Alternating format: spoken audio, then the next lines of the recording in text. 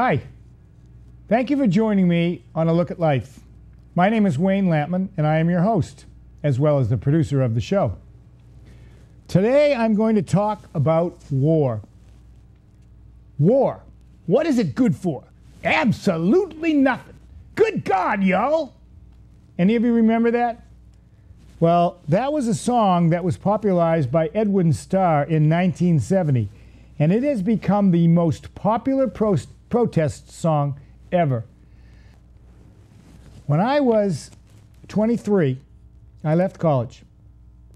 Vietnam was raging, the draft was in place, and I had to make a decision as to whether or not I was going to be drafted into the Army, and ultimately, to my way of thinking, I would have gone to Vietnam. So I made the decision to join the Navy. My orders read, Saigon, to work with the Army. How could that have happened? I was 23 years old at the time, and I was naive.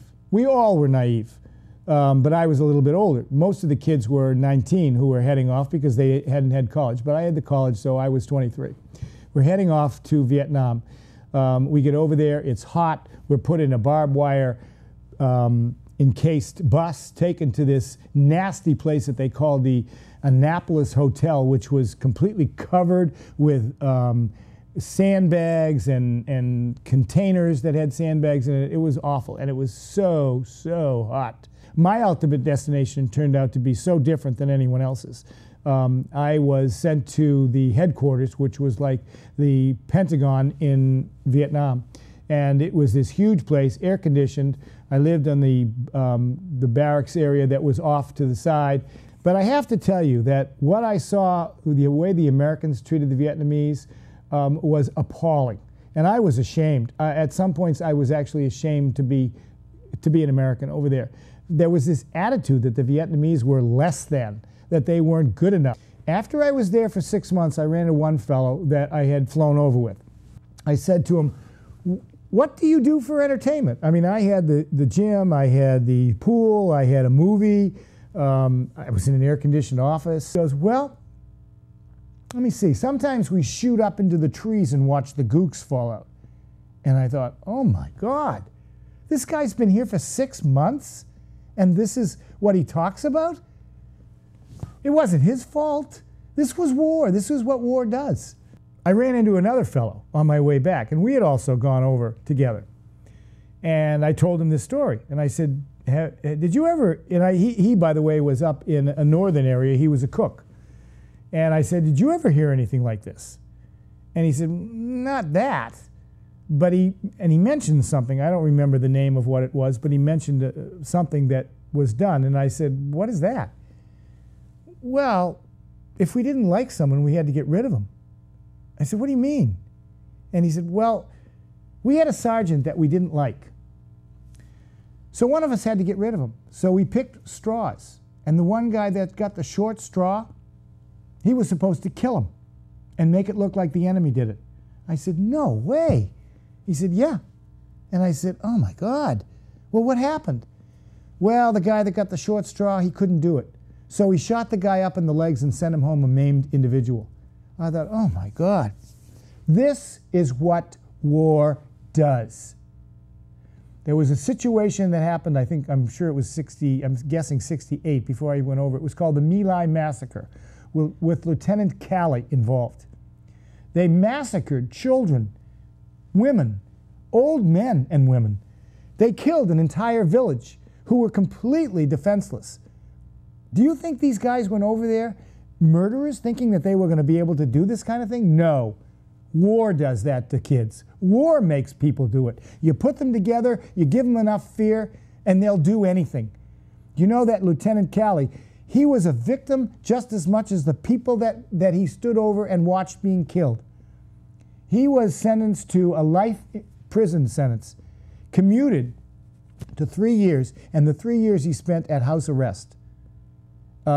Today he tours the country lecturing on how sad he is and how remorseful he is for what happened. Of course he is. We didn't send those boys over there, our troops, to do this kind of thing. It happens. I'm sure that some of you out there will remember Kent State. We had college kids that were killed. There were 4 of them. They were shot and killed by the National Guard. Do you think the National Guard intended to kill those kids? No. They were caught up in war. They were caught up in the dynamics, in the fear. It was all about the excitement. And people lost lives. Every single war takes its toll. People come back with limbs lost. They come back maimed. They come back with stories. Most of those people that committed atrocities in Vietnam and in other wars, they don't ever want to talk about it. Do you think it's their fault?